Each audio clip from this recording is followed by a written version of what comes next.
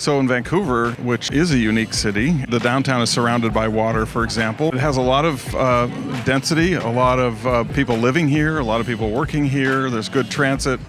The kind of missing element has been the outdoor space, the space between the buildings, which really is where the public life happens.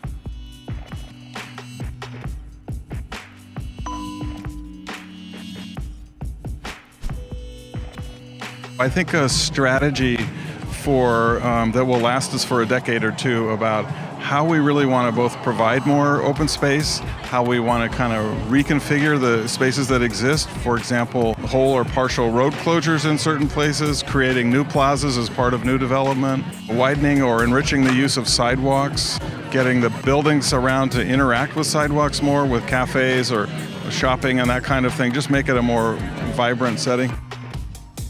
We're big fans of commercial space. We represent commercial streets.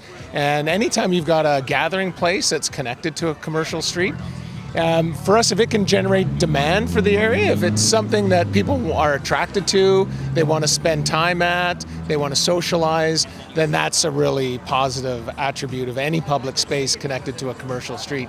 I like the spaces that bring the community together. Like at this plaza, I always see them playing like board games on the weekends and just sort of free events that bring people out and get to know the people in their neighborhood. There's not many places you can go with dogs, so that'd be great. Some outdoor friendly dog places. I think it's beautiful to have more art and more color in spaces. I'd really like to see more live music and outdoors. I've seen really great things happen when we're doing events like that. Even when it's raining, the kids are down like in the rink here, using it as their like a rehearsal space for dance, and it's just kind of great to see people finding those places where they can be and they can play some music and they can dance. Alleyways and zones that are thriving and places where people can go and hang out. I think we can deliver with our public spaces, like the extent of people's imagination, because there's tons of possibilities.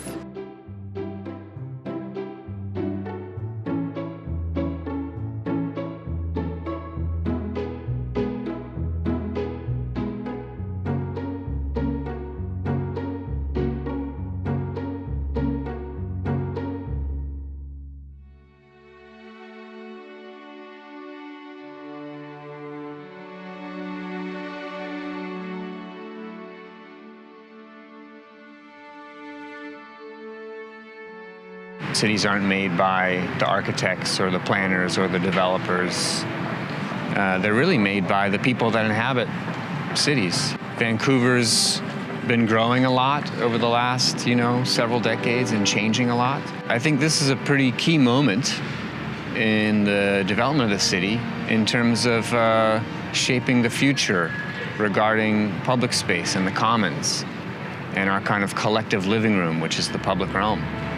Anybody who lives in Vancouver, particularly where we're focused right now in the downtown, you kind of have a stake and interest in shaping this conversation because it's going to guide the city's investments over the next 30 years. Having this baseline benchmark study and testing out things in a temporary and quick and simple manner like this is a really great way to get an indication of, are we moving in the right direction? The purpose of the public life study is to understand the existing dimension of public life in downtown Vancouver. This is a slightly different approach, which is about really getting down at the ground level and getting a lot of people involved in this observational analysis. What are we actually seeing happening in our city streets and parks and public spaces? What are we observing happening in those spaces? And what can that tell us about what seems to be working and what not working from a public life perspective? It's about establishing this benchmark.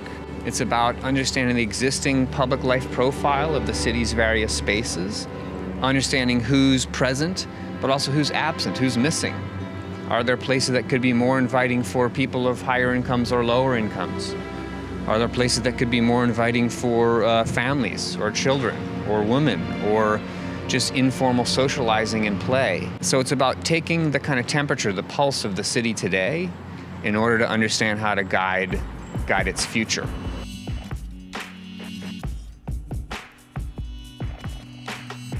I think places for people will hopefully give back to people that live in Vancouver through not only sharing the information that they gather, but also giving more space for people to be involved. I am involved through being a volunteer today, and I think citizens should be more aware of the fact that they